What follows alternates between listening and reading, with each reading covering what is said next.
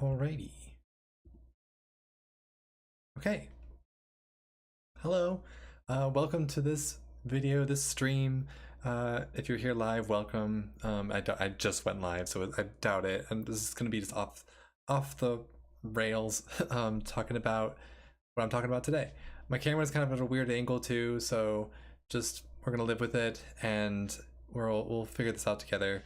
I just want to do something for fun because I'm bored and need something to do, and so here we are. So today, this evening, what I wanted to do was talk about all the games I've played this year. I've played a lot of games this year, a lot of them from this year, and a bunch of them from other years. And there are some games I've replayed, there's some games I've played for the first time. Most of these games I played for the first time, but I really wanted to go through and just talk about all of them and give a sense of like how I feel they all stack up against each other. And so I played 18 games this year, and I put them all into a tier list, which I can show here. Huzzah! Here's my tier list, and so I'm just gonna go through them and talk about yeah, which one, where I think everything lies. And I'm gonna go in the order of when I played them. So we'll start from the game I played at the start of this year and go until the most recent. And I'm gonna try to do this from memory, and it's very likely I'm gonna get this wrong. It's very, very likely, but I think I can remember things pretty well. And even if I'm not accurate, who cares? So I believe the first game I played this year was Metroid Dread. I replayed Metroid Dread, and I've played when this game came out. I played this non-stop. I played this so much, like constantly. And like I remember my first playthrough, I was like, this was a decent experience. But then it was so fun to speedrun and to try and get faster and faster and learn all the cheats. I ended up having a playlist on YouTube of all the different ways you can, different skips and stuff you can do. And there's certain sections I straight up can't do without skipping now, which is really cool and fun. And so I've been able to beat this within like 3 hours, I believe. I think this took me a little bit over 4 hours to beat, but still pretty fast considering the first time I beat it in like 9 hours. But I love this game. It's so fun, and I think that's where where it is lacking for me is in like the story, and I think the general aesthetic is not super strong.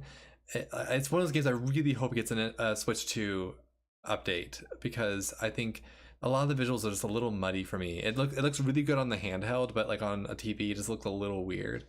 But that's an A tier for me. It's so fun, so fun. Next up, I believe the next game I played was Sea of Stars.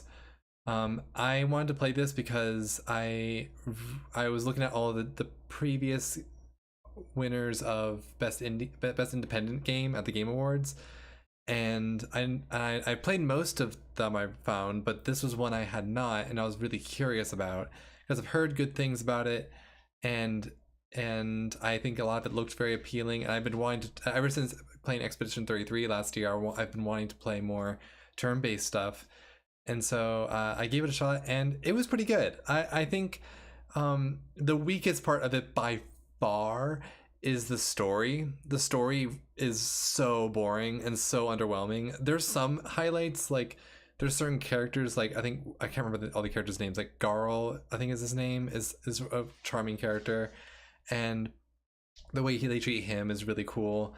I also like Soraya, I think is her name. She or they are really cool. But like the main characters, the two main characters, these two, they're so like they're just not characters. And if they try to make them characters, it's not like a player character where they have literally no personality and you just have to project yourself onto it. They literally have no personality. And so no, sorry, they do have some personality. It's just really dull because they have to split it between two characters. I think if they made it so that like choosing one of the other characters actually like resulted in a different outcome of the story, maybe then it could have worked, but it just did not. That being said, I loved the aesthetic of it, and the music was really wonderful. Not like super high highs with the music or visuals, but still really charming. Also, I love the gameplay. I think like one of my biggest issues and criticisms of the gameplay of Expedition 33 is that I love the parry system, but the parry system, you can basically get through any fight by just parrying, which I think is kind of negates the whole purpose of a turn-based RPG, which is like the strategy of it all and figuring out like how to like synergize your characters and how they and choosing who to take out and stuff. And if like parries just are like able to completely negate damage, I don't know, it kind of takes away a bit of the strategy that you have to normally do. And so this has a really good solution where it's like you still have the blocking mechanic, but it still does a little bit of damage, and so you still had to think about like you have to still be efficient with how you take out enemies. And so I think that's a really smart alternative way to approach something like a parry system. I also love how the attack system works in a lot of these moments where like you have to time your button presses with like when the attacks are supposed to hit or something like that. Love that stuff. So yeah, I initially had this like a lot lower after because I thought the story was just so dull. But the more I thought about it, the more I've like really been charmed by so much of it. I really I feel nostalgic for it. So as between a B or C, I'll put a B for now. It might go lower as I add things, but I think for now it's a B. Okay, cool. Oh gosh, now I feel like I need to hear it. Let me go. So this is my backlogged for anyone curious. If you want to go follow me on backlogged, this is it. It's F Bird Middleton. And I'm just gonna go to I guess my journal, or I guess I'll do this and then when added. Say Metroid. Okay, Silent Hill 2. Silent Hill 2. Okay. I'm not gonna lie, I did not love playing this. It may have just been my circumstances that were kind of ruining it for me, because I had just moved into this new place that did not have AC, and the couch was like super uncomfortable, and just a lot of that time was like really uncomfortable. And so to be in an uncomfortable space and then also be playing a game that's very uncomfortable, I think was a little difficult. But and I think one of the things it's one of the reasons I might want to go back and try this game again is that the game is super dark. At least the default settings are super dark. I did everything I could to like try and make it brighter, and it just wasn't working. And there's a certain point like towards the end of the game where I was like, screw it, and I just put the brightness like of everything to max, and then I was so much more enjoyable after that. Even though like it lost some of the like the vibe there, it was like, okay, I can actually see things, like thank goodness. But I don't know, it just like it really wasn't that scary. And I yeah, I don't know, I just wasn't all that enthralled by everything about it. Like it's one of those things where I remember like thinking back to, and this is the remake by the way, I remember thinking back, like thinking to like how did the original Silent Hill 2 play.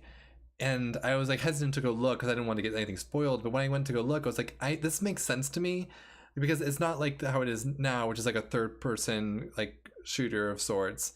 But the original is very much more just like it's very simple in its combat. And I feel like this game tried to go like a Last of Us / Resident Evil direction. And I just don't think that was the move. I think it made it so like it attempted to turn it into video gamey, which I think is a video game, but whatever. When really I think if it focused more on the story and the vibes, that was where it was strongest and most intriguing. Everything with the gameplay and the combat just like really frustrated me, and like the puzzles weren't all that interesting.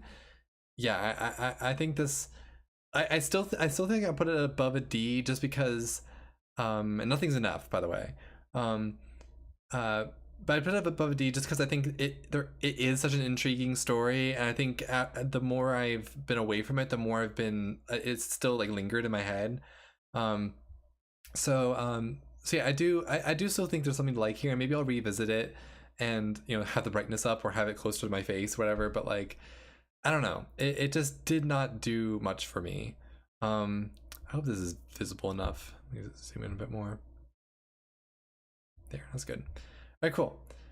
But yeah, so C tier for Silent Hill 2. And then what was next? Resident Evil Requiem. All right, cool. it feels weird. I feel like it wasn't this close next to each other, but yeah, Resident Evil Requiem. I'm pretty sure I think this is an A tier for me. This was really fun. This is my first Resident Evil game. I don't know what actually drove me to get it, um, but I was really intrigued by a lot of it. I think the fact that you were switching between the survival horror of Grace's campaign and then the like more action oriented campaign of Leon was really intriguing, and so I was really interested to try that out. And then I jumped into it, and it was so cool. It was such a cool experience, and I think that the best parts for me personally were the Grace sections. I think they were genuinely really frightening at times. Towards the end, it gets a little bit less frightening, but I think that makes sense with her character too. Like even with the gameplay, I believe, from what I understand, like her like aiming becomes more stable because she's more confident by the end, which I think is really cool. Um, I didn't love Leon stuff as much, mostly because I think where the game was like really hooking me was the horror, and so once it kind of moved into like more action oriented elements, whatever, I was kind of tapping out. Um, but the game's not too long. It's actually quite a good length, I would say, for what this was. And uh, yeah, I think like I've been thinking about like what games this year are like true game of the year contenders, and I really don't think there's anything that's like, oh yeah, for sure that's a game of the year winner. And I think the only one that's kind of close to that is Requiem.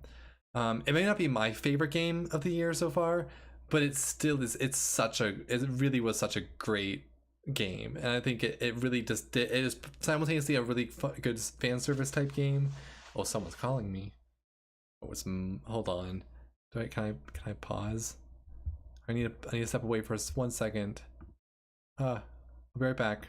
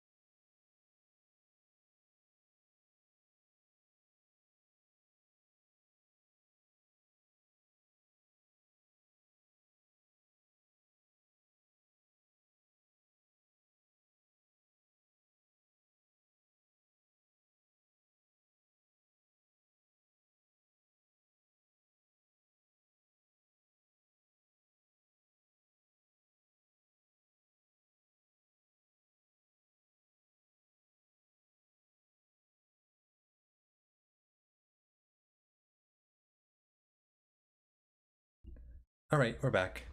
Very cool. So yeah, back to Requiem.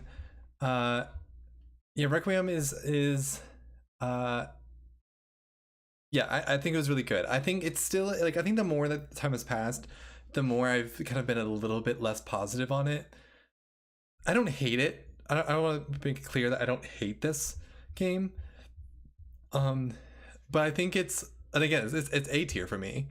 Um, but I think it's still like I have a hard time saying it's like my game of the year per se, because it just doesn't quite hit like the emotional beats for me. And I also think there's a lot of elements of like the switching back and forth that doesn't quite work for me. Like there is something really fun about like how there are those two playstyles within one game, but it doesn't really like actually go between them in a way that's really interesting. It just is like the first half is Grace, second half is Leon.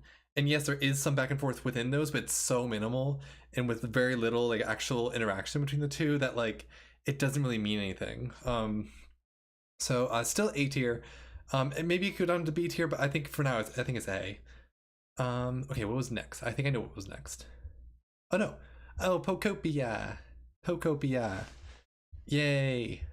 Okay, this is, I don't know. Ooh, okay, this is tough. I don't know if I put it above Metroid. Um uh Ooh, that's hard. I'm not sure, but I'll put it above Requiem. I love Pokopia so much. It is so good. And I need people who haven't played it, who are curious, to please go play it. It's so good. It is, for if you don't know what it is, it's basically it's an Animal Crossing type game, but you play as a Ditto who is helping helping other Pokemon make and find homes, and it's so well. Like I'm usually not a big fan of these type of games because it basically like, and this is very much so a me thing, that these games they tend to be like, okay, go like do whatever you want, like go farm or go like build a house or whatever, and I'm just like very unmotivated, self-motivated in that way. I need something to be really telling me like, okay, this is like go do this for me, or there's just some sort of objectives to it, to like to beat, and and Pokopia actually does that. It has what it refers to as requests, which are other Pokemon being like, "Hey, could you? I really wish that there was more water in my habitat. Could you do something about that?" And then you're like, "Great, I'll either find a way to like have water be passing through their habitat more, or I can add some like a shower head or something."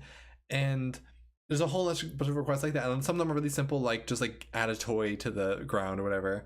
But some of them are more elaborate, and I think that's I don't know. It's really cool how much variety there is, and all the different environments are so unique. I'm so excited for the expansions that are coming out soon. I'm definitely going to be diving a lot more into that. Like maybe I'll stream that. That'd be so much fun to stream that. Um, but I just had so much fun with this. Actually, when I first finished this game, I gave it 4.5 stars on Backlogged, and because it made me emotional when I beat it. Like it was such a, it felt like such a like a unique and fascinating journey to get to that point. And while I don't know if I still stand by that rating or it being that high at this point, it still stands as probably like a top experience of the year in terms of new games I've played this year. So yeah, that's definitely an A tier. I think it could go up to S. The only reason I keep it down from S is because it's now that I've beaten the game, it's now fallen into the issue I have with like Animal Crossing and Stardew Valley and those games where I'm just like I'm not really motivated to do anything now that I've beaten the game. Like so I'm looking forward to the expansion, and maybe that'll bump it up to S tier, but for now I think it's an A. Okay, what was next? Okay, Spider-Man. Spider-Man. Okay. So I have to say, like for everything I have an issue with this game, or feel like underwhelmed about this game, I did platinum it, and that's largely because the platinum was like super easy to get, and technically I didn't even get all the trophies. But because it's like a weird thing with the remaster, getting the platinum is a lot easier. Um, and uh, and so so yeah, I was able to platinum it. So like I can't say I absolutely hated it because I felt motivated enough to platinum it. Um, uh, that being said, I think that this game is just, it's very generic, like like straight up like Ubisoft coded of a experience where all the mission, all the like side quests like throughout the map are just cut and paste missions, and the story is really not all that interesting.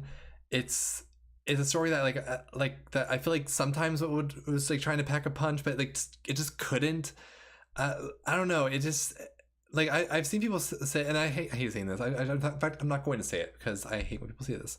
But yeah, I feel like the story just, it has some moments I think do hit. I think the ending is really cool and really heartbreaking and interesting. But everything else leading up to that, I just think was like not. I was just not very drawn in by this Peter Parker and what's going on with him. I think Miles Morales being thrown in here felt very shoehorned. Um, yeah, I don't know. It just, I think this might be a D tier for me. And again, I didn't hate it. Again, I platinumed it, so I liked it enough. But I just think that I don't know. It was just a little bit, just like like like, which maybe I don't know. It might bump up to C tier. We'll see. We'll see how I feel. I'm definitely gonna revisit this at the end of the year once I've played more games and stuff. And I'll move things around, but for now, I say D tier. Okay, what was next? Resident Evil 2.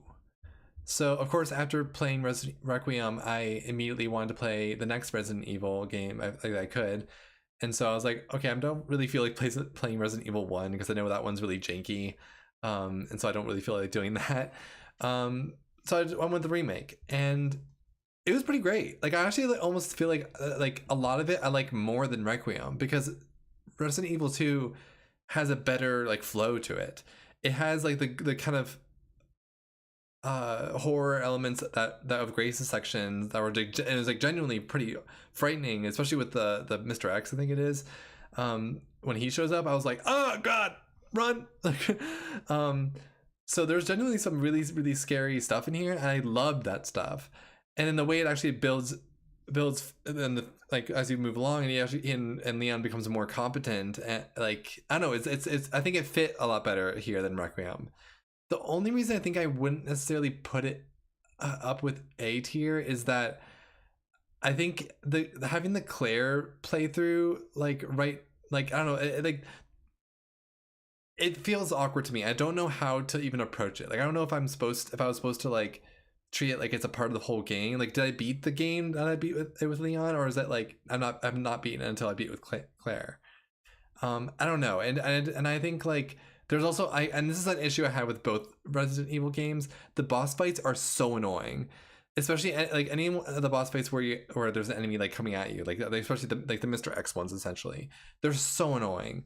There's just no way to, the fact that there's no way to like really effectively dodge or run away, or like at least with Requiem there's the parry, but oh, it's just so annoying. And especially since the resources, so much of horror games really is about resource management, you very likely are going to have very few resources, so you end up going to the boss fights with nothing, and then you just get your butt whooped. Like so so I think I'm kind of tempted to put an A because I did really enjoy it, but I think I'm just gonna put it like in high B, just because I think it was a little bit forgettable. Like actually, it was very forgettable. Honestly, I don't even remember much about what happened, but it was really fun. I still really enjoyed most of my time with it. Okay, and then what was next? I believe was Pragmata next. No, Tomodachi Life was next. Okay, so okay, I did not love Tomodachi Life. It was really fun for like the first couple days or so, because I was putting in all a bunch of random characters, like, or people I knew or whatever, and seeing how they interact and seeing how I could give them specific personalities or whatever. But the novelty very quickly wore off, and then I started to realize how little there really was to do in this game, and yeah, it just made me miss Pokopia all that much more. Like it's fine. I think it's definitely worth getting to explore it for a bit. but also it's, I believe it's 70 or 60 or $70, which is kind of crazy. If I might be wrong, so I don't want to say, I could look that up. But I don't know. It just did not. This is more so what I don't like about these games is it really requires you to like you put into, you get out of it what you put into it, and I was just not motivated to put anything into it after a few hours or so. Um, so so yeah, I think I'd put it D tier. Honestly, I think it low D tier. I did not love it that much. I think it. Every now and then I'll like pop back in there and see like how they're doing, whatever. Maybe I could do that now. Maybe I'll do that. Actually, I'll do that at that. Once I'm done here, I'll pull up. I'll pull up Tomodachi Life. We'll check that out. But yeah, I think that's low D tier. Okay, next one.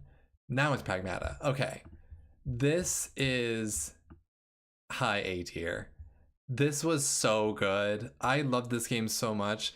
Like I think, okay, I love it for a few reasons. One, I think the gameplay is genuinely really unique. The fact that you're simultaneously like trying to like shoot at the enemy, but also using the hacking module or whatever to do like give it certain debuffs or whatever and make it more effective to take them out or take other enemies out around you.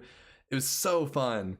And moving around, I don't know, that the gameplay was just really fun.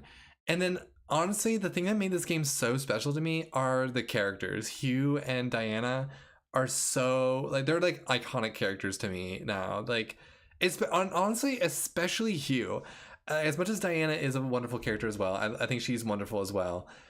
The thing I love about Hugh so much is that he's a very familiar archetype of a character. Like we've seen this kind of character so many times. We've seen it with the God of War. We've seen it with Last of Us, and is always, you know, this guy who begrudgingly brings on this kid and has to and develops a heart of gold as he like gets to know this kid.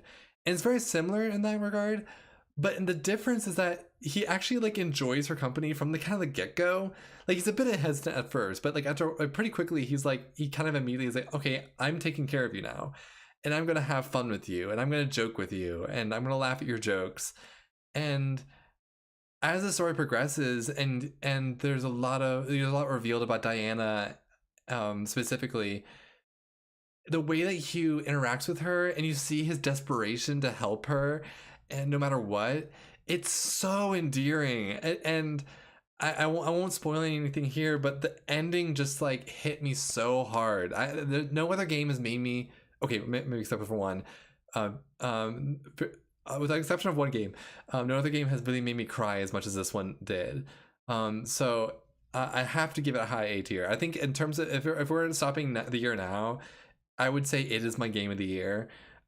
It still isn't quite that level to me of being game of the year worthy, but like for me, it's my game of the year. It's just so special. The only reason I don't put it S tier is because I think it's still the thing it struggles with the most is the aesthetic and music specifically. I think a lot of it just becomes really generic. It's even what kind of like made me like hesitant to check it out initially, because it just felt very generic space stuff, whatever. But after playing it, man, but playing it was really fun. But I think that stuff still is true. The aesthetics are kind of not super interesting, especially late game stuff, and the music especially is very forgettable. So yeah, maybe if they did like a remake or the sequel, they'll like get a better composer.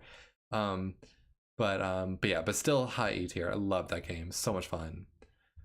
Okay, and then after that, ooh, we had Wu Chang. Wu Chang Fallen Feathers. This is another 8. In fact, I put this right below Pragmata. This was so fun. Like, I was like fully prepared to be like, I'll check this out for like a couple days, but then like, and this was free on PlayStation Plus or whatever, so that's why I got it. But I was like, I'll check this out for a bit. Maybe it'll be okay. But like, but I probably won't play it for like any more than an hour or two. I ended up playing through the whole thing and beat it, and beat every single boss, and it was so fun. It's honestly one of my favorite Souls likes I've ever played. I like the world design was really really good, and I mean that in sense like the map design, like the way that the map was so interconnected with each other was incredible. It was very reminiscent of like the OG Dark Souls, and the combat was so fun. My biggest criticism of the game is that there are certain bosses where it really wants you to just use the parry mechanic or the block counter mechanic, and the way the game works is that you can kind of allocate your points into one specific play style, and you can swap it relatively easily, but it does take some time. And so it's really annoying when you get to those bosses and you're like, okay, this is when I need to do the block deflect counter or whatever. And it kind of sucks because I really like I ended up playing with the spear for most of the game, and it was like really fun for most like enemies and bosses, but like there were certain bosses that like it just was impossible. So that's my biggest criticism. Also, it is kind of generic like aesthetics wise, and the music is mostly forgettable, but a lot of it is just so cool and it's gorgeous, and the animations are so clean, and so many every single boss fight is fun. There's not a single boss fight in this game that's not fun. Like there's some boss fights that I was annoyed with and like was getting pissed at, but for the most part, it's actually like every single boss was fun. It's kind of amazing, and that rarely happens. The only other game that is kind of close to that is Dark Souls 3 to me. But otherwise, oh man, every single boss fight is so good. But yeah, so I say that's high A tier. Really, really, really good. I don't know if I'll ever revisit it, but I really enjoyed the time I had with it. So yeah, there we go. The next, I think I saw it was Mina the Hollower. Yeah, okay, Mina the Hollower. So I think this is another big Game of the Year contender. I'm a little torn on Mina the Hollower because I think it is amazing. It's a really great game. I love Yacht Club games. I think they're like Shovel Knight is one of my favorite games of all time. But so I was really really excited for this, and I really wish it got more attention. I feel like it kind of went under the radar to some extent, which I think is probably because they delayed it so much. But it was really fun. I had a great time with it. I think the thing I was most enamored with it was how the I can't remember what they're called, but the trinkets worked, where you can give yourself certain buffs, like certain, I can't remember what they're called. I think they're called trinkets. I might be wrong. But I think those were really cool because actually like they weren't just like, oh, you move a little faster, or you can dig longer, like, which those are some, I believe. But there are things that actually like change how you interact with the environment. Like there's one where you can like dig into the walls, and there's another one where you can move across water. And it's really cool how there was actually things like that, and you can even find ways to like have them synergize with each other. That I thought was really interesting, and I think discovering that on your own was so rewarding. So that was really really cool, and I think a lot of the music is really wonderful. The only reason I think I'm gonna put it high B tier is because one, I think the aesthetics I'm kind of tired of. I'm kind of tired of the like throwback 8-bit style of these games. Like it's cool. It's a cool aesthetic or whatever, and I think it's cool how much they commit to it here. But it gets a little grating after a while. Same with the music. As much as I think the music is great, a lot of it is kind of grating after a while. And then also a lot of the boss fights are straight up bullshit. Like they're so like they're like, yeah, I was like raging. I think I raged the most with this game than any other game this year. And it's not a great thing. Like I still enjoyed it. I think this might be a game I might revisit and realize how much this game like rocks, and it is good. I hope it gets more recognition at the Game Awards, but like especially for Jake Kaufman, I hope he gets some recognition for the soundtrack. I feel like he's such an underrated composer. But there we go. It's bigger. But yeah, as it stands, I think that's where I'll leave it. Okay, I believe it's next up is Xenoblade. Yeah, Xenoblade. Cool. This is really fun. I was like I've been wanting to play Xenoblade Chronicles for a long time. I mostly because like my history with Xenoblade is I've always been a big Super Smash Brothers fan, and I remember being super locked in for all the announcements for uh Super Smash Brothers for Wii U. And Shulk was announced for it, and that was really cool, but I didn't know who Shulk was. And once he was announced, I ended up looking into the music, and the music was incredible. I remember Gower Plains in particular being so good, and You Will Know Our Names. All of these songs were so incredible, and so I've been very curious to check this game out, and so many people like give it such high praise, so I was really curious. But it just kept eluding me, and I played Xenoblade X. I can't remember if it's Xenoblade Chronicles X or Xenoblade X. And I didn't love that game. Like, I got pretty far into it and then was like, I think it was like I got a mech suit and then it immediately broke, and I was like, I don't want to play this anymore. Like, and so I've been kind of hesitant to check out this game. But then they announced the Switch 2 version. I was like, okay, I'm gonna check it out now. And so I did. And it was fun. I was actually like, I was surprised by how much I enjoyed the gameplay. Like, it's relatively simple, but it was highly engaging. And the biggest disappointment for me with it is that I wish I had more control over the other playable characters. But I loved how I can't remember what the move is called, but like the chain attack works, and how you can actually like I don't know, that is that effect. Look into the game, you know what chain attack is.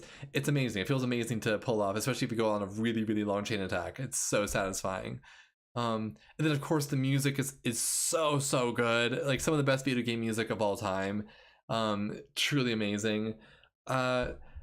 Really, my only criticisms of this game are that I really wasn't really into the story all that much. I think a lot of that has to do with the performances. I think the way the characters talked was just it's so anime, and like, I like anime, but like, it's just so anime and derogatory. um, and so I think it was really hard to take a lot of the stuff seriously, and I don't know, and also it's so long. It ended up taking me about 70 hours or so to beat. And that's just like, for as little substance as I feel like the game had story wise, that's just too long. Like, they could have told the story in 30 hours and it would have been just as good. Like, but it has to be 70 hours. And I enjoyed it. I enjoyed it for that entire time. It didn't actually feel like I was like really like pushing through it or whatever.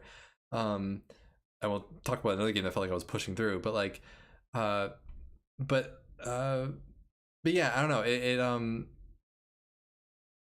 Yeah, the story just was like, this not doing it for me. It's still good. It's still a decent story. It's just like, I wasn't like incredibly moved by it or anything. So yeah, I'd say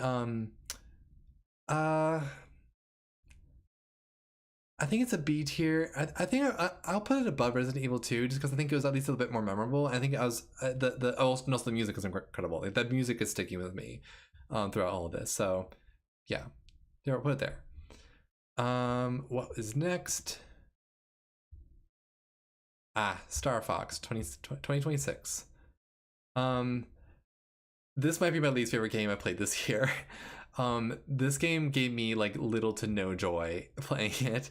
Like, which sucks so much because so little fun fact about me, for one, my least favorite game I've ever played is Star Fox Zero, which was the game that was released on the Wii U that heavily utilized the gamepad in a way that was really awkward and not fun to use. And it was such a miserable experience. I never actually beat that game because it pissed me off so much. And so I ended up playing the demo of this game and was actually surprised by how much I was having a blast with it. I was actually like, oh, this is actually really fun. I should like I think I might actually get this. I was fully planning on not getting it, but then I was like, I think I'm gonna get it because this is really cool. And so I got it, and it just did not do anything for me. And like, I was not feeling the rush I was feeling when I first played it for whatever reason. And the controls just pissed me off like so much. I think the general like the rail shooting sections are fine. whenever there's a boss, especially the final boss, um, the like aiming is so like it just gave me like, I don't know how to explain it, but it just gave me a really icky feeling trying to get the aiming just right, because it would like you'd aim it at and what if I go here? You'd be like, okay, I'm aiming over here. Here I go. I'm aiming here. But then like if you let go of the control stick, it like automatically goes back this way, or like other way around. Like, I think, yeah, I see the other way around. So like you're aiming like default is aiming here, but you're like, oh wait, I want to aim over here, so you aim over here. But then you also have to fly, and so you have to dodge, and so your thing goes back like this. And it's just like, I feel like I'm constantly fighting with myself to the point where I was actually like getting like uncomfortable with the controls. It was driving me nuts. I will say one of the things that did weirdly help was to turn off the reticle. That kind of helped.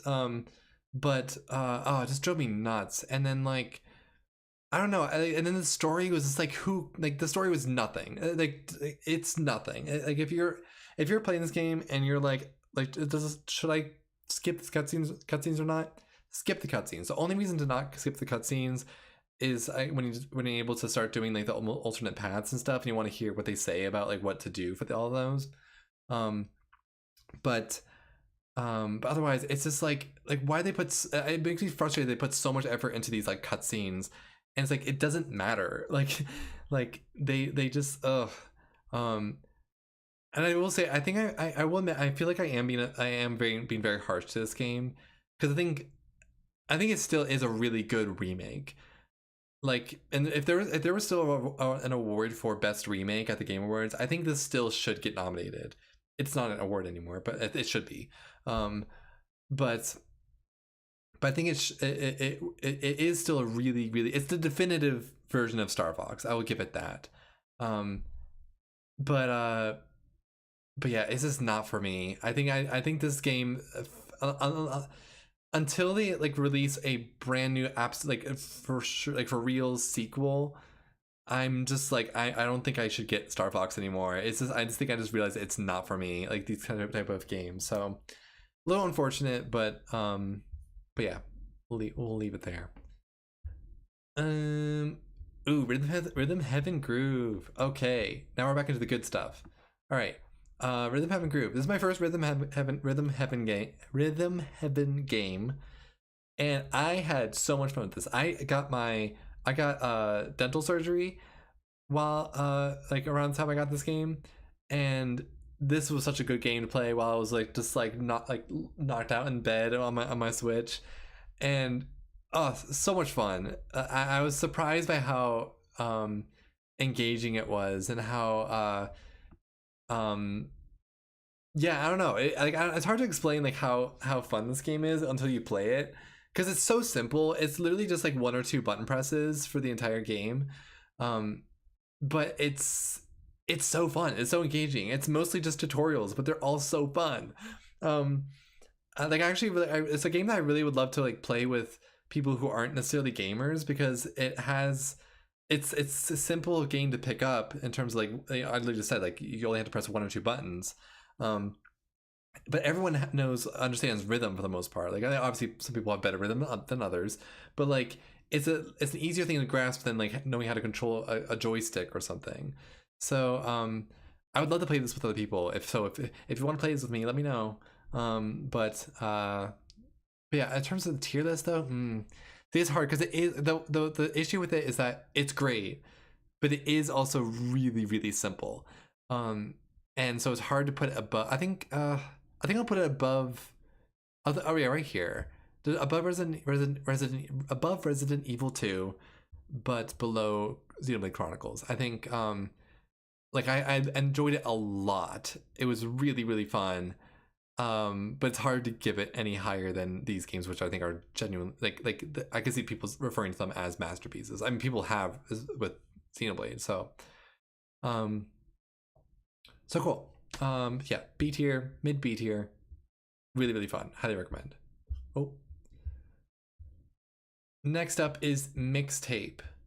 Okay, so I really don't have much in C tier. I'm gonna actually move Spider-Man up to C tier. And Mixtape. Okay. So first of all, I will say I regret getting Mixtape for Switch 2. I wish I'd gotten it for PlayStation, mainly because I think there's some performance issues. Not it really issues. It's like it doesn't look all that good. I'm sure that it would have looked way better on PlayStation. Not to say it looked bad. It just didn't look quite as good. And I just watched my review of this game on the channel. I also did live. But it was a lot of it was just really underwhelming. Like I think it does have some really beautiful stuff in it, and sorry, I'm like stroking your leg. That's very weird. God, stop. But yeah, it's I don't know. It's like especially after playing with them Heaven Groove and playing a game that is and like really tied to music. It was really disappointing that or underwhelming that it didn't really do much with like the gameplay with the music. And so like the gameplay is fine, the story's fine. Like it's just nothing all that special. It's just kind of it just exists, and I'm sure like a lot of people might love this. It's I don't know. It's just not. It just didn't click with me. I wish it clicked harder, but it just didn't. I was maybe I'm not emotionally open enough for this right now. I'm pretty closed right now. But I still really enjoy this. So, what? Whoa, where'd that come from? I thought it was fine. I don't. I don't know if I put it down with D tier or C tier. I don't know if it feels right. I'll put a D tier. I feel like it's hard. It's hard for me to really say anything like really great about that game. Like it's even hard for me to like really recommend it. Like actually, in fact, I put Tomodachi Life above it. Because I think there's at least some things with Tomodachi Life I'd be like, oh yeah, I'd recommend playing this for at least a bit. So cool.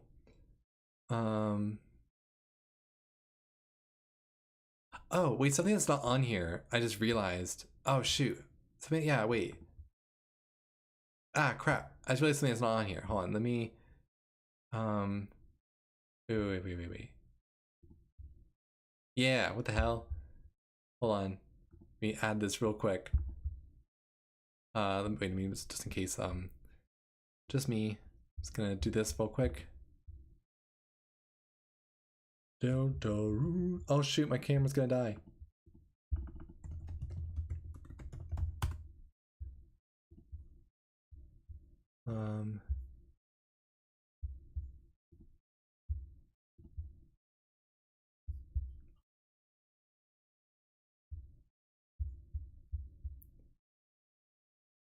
Okay. Okay, I totally forgot about this. All right, I forgot to make it set included this. I have to make sure I didn't forget anything else. No, it didn't. Okay, cool. Deltarune Chapter 5. So I played this right after I played Xenoblade Chronicles. So first of all, high A tier. I think this is actually the best game I've played this year, which is crazy considering it's a game that I beat in one day, and it's only one chapter out of currently 5, but soon to be 7, and it's that good. The music is incredible. Of course, it's Toby Fox. Of course, the music's incredible, and the gameplay was so polished, and it's like it's in a nice package too. I feel like so many of these games, I feel like they just overstayed their welcome. Especially when it came to story. Like I feel like the games that like want to throw story at you, they just didn't quite land a punch, and yet they went on for so long. This game I beat in like I don't even know how long it took, but I beat it in one day, and it left more of an impact on me both emotionally and just in terms of memorability than any of these games did. With the exception of maybe Pragmata, because Pragmata, of course, like it's the only game that made me really, except for one, that made me really cry this year. Oh, I guess I can't remember when in the order I played Undertale. We'll get to that. But yeah, it's so fun. And like if you haven't played Deltarune yet, I highly recommend it. Of course, please play Undertale first, because it is still better than Deltarune, and also is the other side of this, which is like if Deltarune Chapter 5 is really short, Undertale is even shorter. Well, not technically not really, but yeah. But yeah, no, this is definitely a high A tier for me. It's so good. Like I've been thinking about like when I eventually make like a ranking of like top 10 games of the year at the end of the year or whatever. Um, I'm going to likely include Deltarune as long as it's not still the best game I played this year. If it is still the best game I played this year, then I won't include it. I think it feels weird. But if it's like second, third, or fourth, I think that's fine. I don't have a problem with that. But I think it just being, I don't know, it feels weird to say like it's the best game I played this year. It feels kind of cynical, weirdly. But cool. And then I'm pretty sure the next game I played was Undertale, which I as a replay. I played this game multiple times before. S tier, easy S tier. What top 5 game of all time for me? It really is top two game of all time for me. And I love this game so much. If you haven't played Undertale, please go play it. It is, I know it's been memed to death, but it is genuinely one of the greatest games ever made. The music's incredible. The gameplay is really fun. The characters are so funny and heartfelt and well realized. It's such a good game. I can't recommend this game enough. And I to mention another game that made me cry. It was this one. Undertale makes me cry like nothing, like very few other games can. So yeah, incredible game. And it's been a while since I've replayed this game too. Last time I think I played it was like honestly back in undergrad, which was like quite a time ago. And so I think this is my first time beating it on console too. So that was fun too. Amazing game, love it. Please play it.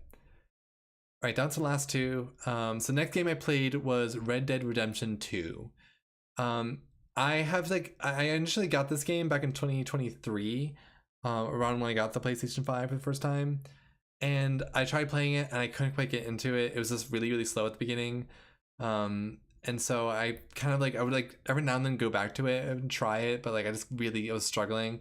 But then as I mentioned, I got oral surgery, and so this is a time where I was going to be like bedridden / couch ridden. So I was like, might as well play this while I had nowhere else to be, nothing else to do. And I enjoyed it. I think I ended up finding a lot to enjoy with this game, especially in the middle. I think the middle is where I really enjoyed it the most. I think that's where I was really like committing to the fact that this is a lengthy game, and that you kind of just had to like live it for the most part. You can't really be pushing to the end. You have to just live in the world. And I think during that time I really enjoyed it. I think that it's a really great vibe. I grew to really like, I realized how much I was like growing attached to a lot of the characters in the camp, and Arthur specifically. And it was even cool to think like there'd be characters that like popped up, or like they would say something and I'd be like, oh wait, when did we first come across you? What happened then? And I kind of been upset with myself for not remembering in many cases, but like, I think it's what I think will make repeat playthroughs really interesting, is because I'll like be like, oh, that's where they first popped up, or like, oh, I know what's gonna happen with them, so that's kind of interesting that this happens with them here.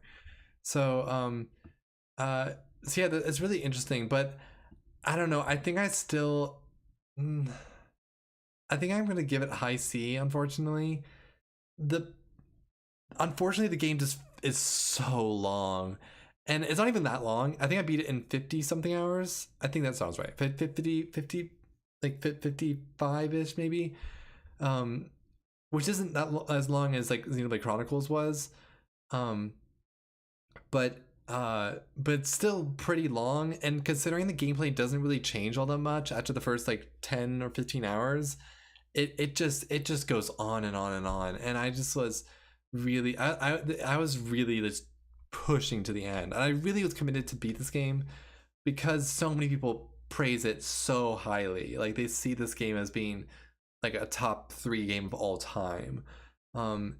And I definitely see it. I understand it. It just did not click with me. And maybe on a repeat playthrough it will stick with me. It just was not clicking for me. And so I think it's still solid. I think if it's your favorite game of all time, I understand. It just didn't click with me. So high C, maybe low B. I definitely feel a little weird with CS stars being high. In fact, actually, let's move to this. Boom. That feels better. Yeah, that feels much better. Ooh, but do we like it more than Resident Evil 2? That's tough. It's so tricky. I think the thing that's tough with Red Dead 2 is that it's such an ambitious game and it does so much, and a lot of it is really effective as well. The problem is just that it it just didn't like emotion like internally for me. It just didn't do enough for me, and it was so, and again it just dragged on. So um I'm gonna leave it there. Like we'll see how it changes over the course of the year, and maybe I'll revisit it. Who knows? But like I don't know. It just didn't do enough for me. Um. Okay, and the last game. Oh, the last game that I've played so far this year. Saros. So I loved this game. I was fully prepared to not really be fully into this game. I was like, I really expected this um, to be kind of, I mean, because it's a roguelite a roguelite shooter, and uh, and everything about it just felt like it was very felt very reminiscent of Doom, which I like Doom, but like I don't love Doom, and so I was kind of like I'm not sure if this is worth checking out. But then I did the trial, and I really enjoyed the trial, so I was like, I'll give it a shot. I'll keep going. I initially regretted it because I was like, oh shoot, that was I'm not sure. Maybe I should have waited a little bit longer to think about this, which I think definitely is still true. But this game is probably the most fun game I've played this year. Like it may not be the best game I've played this year, but it's definitely the most fun I've had this year. Um, like story wise, I have no idea what was happening. You cannot tell me what the story was. I could maybe give some ideas. What the plot was. It actually give me an idea of like a concept of a story. So I may explore that sometime in the future. But yeah, the story is just like I have no idea what's going on here, and nor was there. Did I feel like I was very motivated to like figure out what was going on there. Um, but yeah, all the boss fights are so fun. It makes such good use of the PlayStation 5 controller. Um, which I feel like I want more games to do this. I really want more games to really take advantage of the PlayStation 5's controller capabilities. And man, and the audio design is crazy. It's insane. Um, I I think the only reason I'm not gonna put it all that much higher than Resident Requiem is because um now that I have beaten it, um like of course like once you beat a game, I think once I beat a game, what helps with its longevity is either replayability, which this game does have, or it's like the story and the music and all those aspects that stick with me. And it doesn't really have that going for it. I feel like the music was like fitting. It was fitting a fitting soundtrack for it, but it didn't really stick out to me all that much. And then of course the story was like I don't really what it was the story. Um, so so yeah, I think that feels about right. I will say I think seeing Wu Chang this high feels a bit wrong, um, because, but like I don't know, I had so much fun with that. In fact, okay, so I think I have it in low A tier. Still really loved it. It was like really fun. But yeah. Okay, anything I wanted to make changes to? I think this makes sense. I think that is a good place for those guys. Um, I think this also makes sense. Uh, Resident Evil 2's placement I think is a little weird to me. Um, I don't know. I think it feels like I don't know. Yeah, because honestly, between between Resident Evil 2 and Red Dead 2, I think I enjoyed my experience with Red Dead 2, or sorry, or Resident Evil 2 more. Um, and I think I think this is one where I think I'm almost positive that that's going to change in the future. Um, but my experience playing both these games, Resident Evil 2 was more fun. Same with Rhythm Heaven Groove. In fact, honestly, I might even put Xenoblade Chronicles. I loved Xenoblade Chronicles. It was a really good time, but I think I had way more fun. Oh, in fact, maybe I'm a little higher because I love it. Yeah. Oh, because and it's such a simple game, and obviously, like when it comes to like thinking about like best games of the year, it's hard to put like say like oh like Rhythm Heaven Groove is better than Meaning of the Hollower. Like no, um, it's not. But I had so much fun with it, and I think that this to me like makes sense. But then Sorrows, then Requiem, Pocopia, and then I guess, do I only have, how many of these games are my replays? Metroid Dread, and Undertale. Is it just those two? So I guess I could just remove Metroid Dread and Undertale from this list. Oh shit. Oh.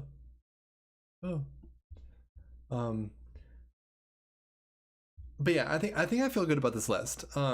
So far this year, my favorite full game I've played this year is Pragmata. My favorite chapter of such game is Undertale. Sorry, Deltarune, Chapter 5. So again, when it comes to the end of the year and I make my official ranking, whatever, or update this tier list, I guess with regards to my ranking, I'll only include it if it's not number one. If it's number one, which is very possible, because honestly, like I don't know if any of the games coming up this rest of this year are going to top it. But if it's number one, I'm not going to put it at number one. And we'll stay with whatever else is there is number one. But there it is. Yeah. So yeah, this is the year so far, and I'd say like pretty decent year so far. I think it's been a year so far of 8 and 9 out of 10 games, like 8.5/9 out of 10 games. Nothing has really been like a 10 out of 10 game so far this year. And so I'm really hoping we get something like that. Like, I mean, like, because last year I feel like so many games last year were like, oh, game of the year, game of the year, game of the year, and so many of them were indie games too, which is crazy. But this year I feel like we're getting so many games, but they're not necessarily all like, oh, that's game of the year. So we'll see what happens with the rest of this year. But for now, that's my tier list, and I think as a nice little treat, because I mentioned this earlier, but we're gonna go check out my Tomodachi Life Island. So I'm gonna quickly go to just me, and we're gonna see this. My battery's dying for a sec.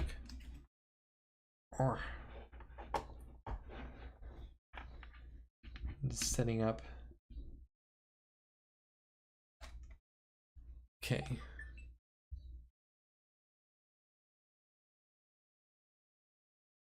Let's check out how my island is doing. Oh shoot, I guess I need my headphones. Where are they?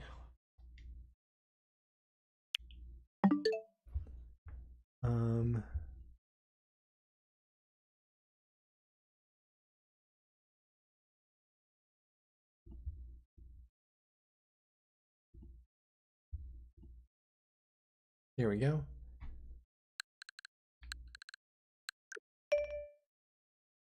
You see all the games I have. Oh, we got a download update. Okay, we'll let it download while I get my headphones. I guess I'll try doing it without my headphones to start. We'll see how this does.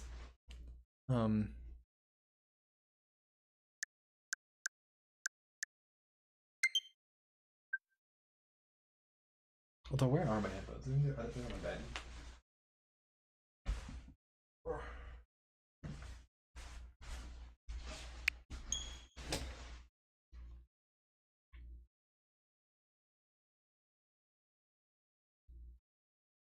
Whoa.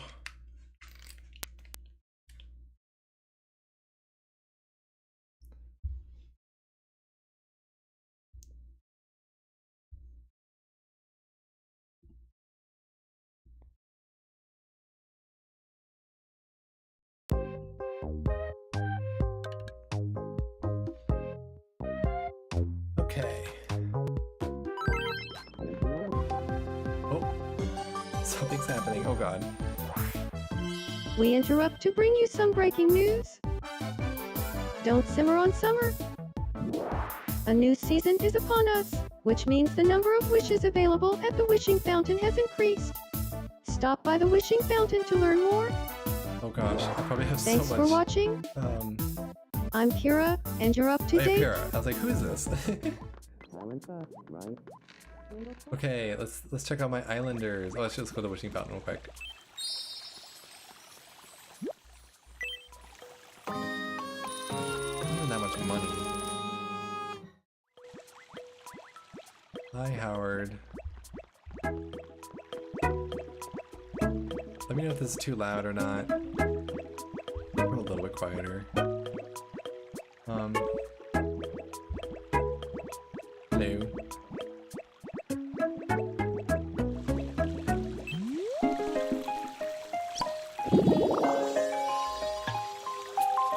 That's it?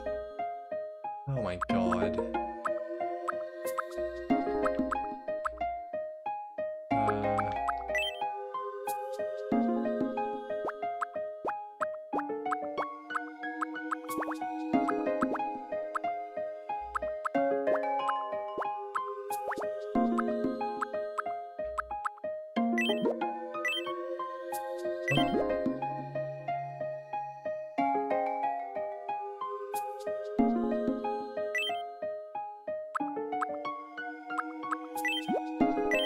What?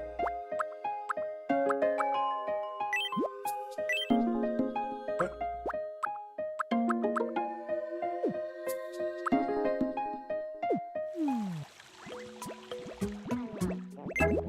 Okay, I see Howard. Okay, so let's take a look at my here, I'll show all. So there I am. There's me. Oh, I need to change my glasses. We got Mael, The Chosen, Sarah Christ, Ellie, Ellie from The Last of Us, we got Dodie from real life. We have Mel from The Pit, Lune from Expedition 33, Gustav from Expedition 33, CL from Expedition 33, Anatole from Great Comet, Sonia from Great Comet, Detective Where's My Coffee, my sister, Gus Fring, Howard Hamlin, Zelda, Pyrrha, Clea from Expedition 33, Sophie from Expedition 33, Courtney freaking Miller. Oh gosh. So let's see what's happening with myself.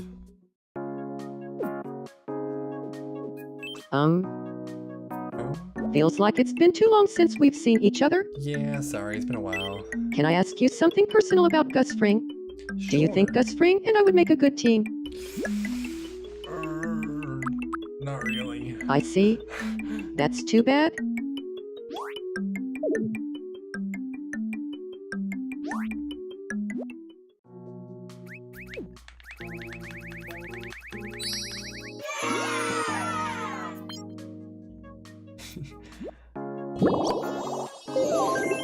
Okay.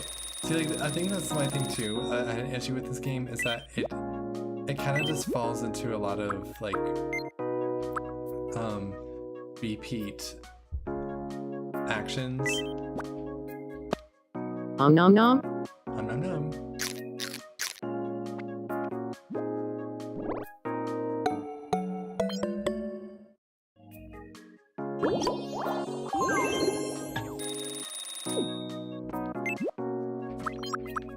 Let's see what-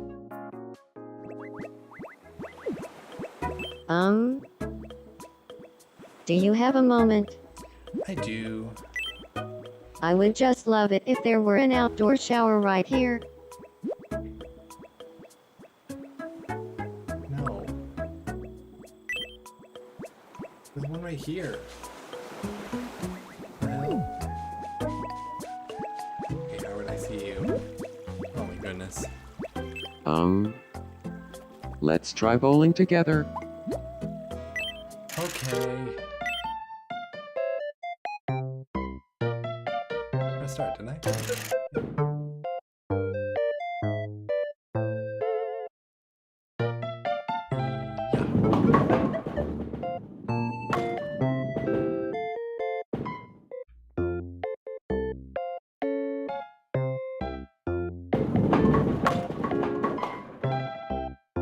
And I think that this is another issue I had with this game, is that like the mini games are just repeated over and over again. Congratulations. Time for your prize.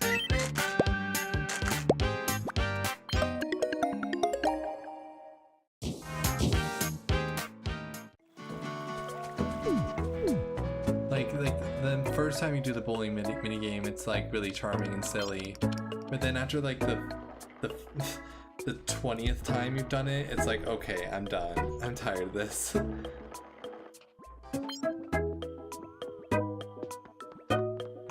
Okay. But yeah, I don't know. I think I'm gonna move the camera. Hello.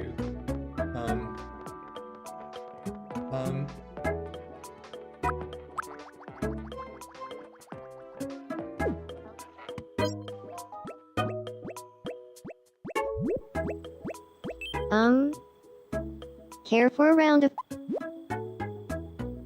Sure. Here's your first pixel. What do you think it is? Apple. The answer is... Apple. Oh, Next up, your second pixelated item. What do you think it is? Chipmunk. The answer is... Chipmunk. And finally, what do you think it is? I don't know what sashimi is. The correct answer is... Tabletop light.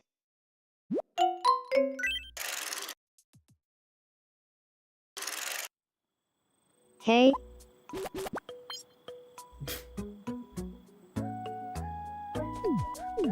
Yeah, I don't know. It just...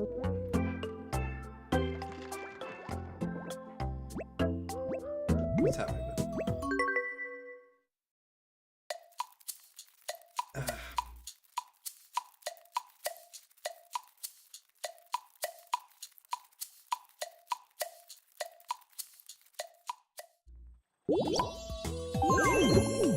And I think one of the things that I'm kind of like disappointed by as well is that I think a big part of the premise of this game, at least that the way it's marketed at least, is that it's like they'll like interact with each other and do things while you're gone.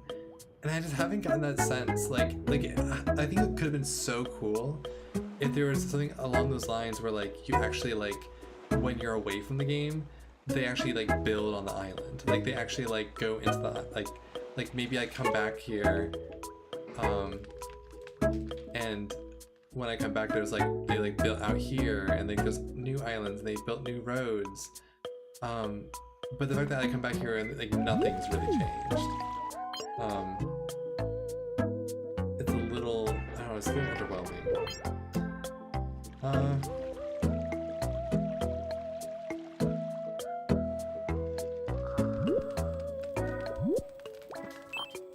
What's your dream?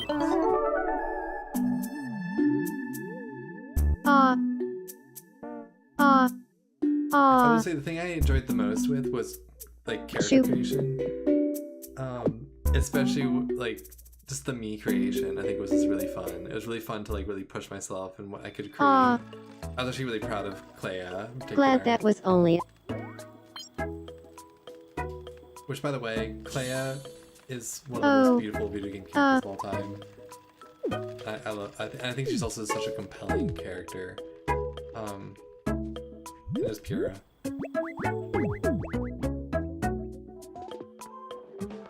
I love the Chosen too. He's really fun.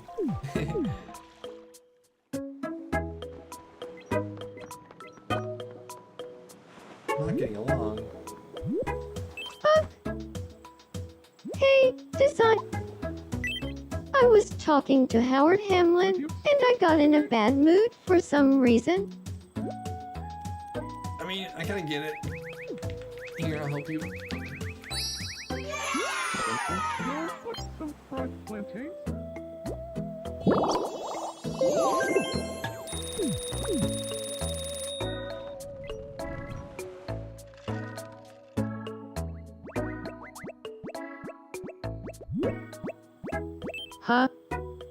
Let's try both.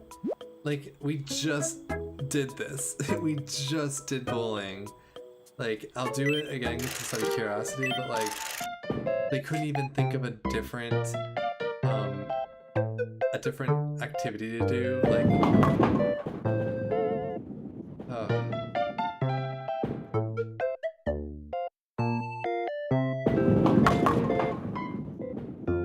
oh, shoot. Oh, that's a sign.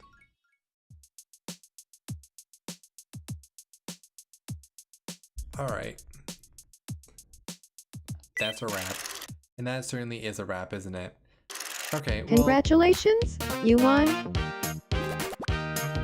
Time for your prize? Go ahead, pick one.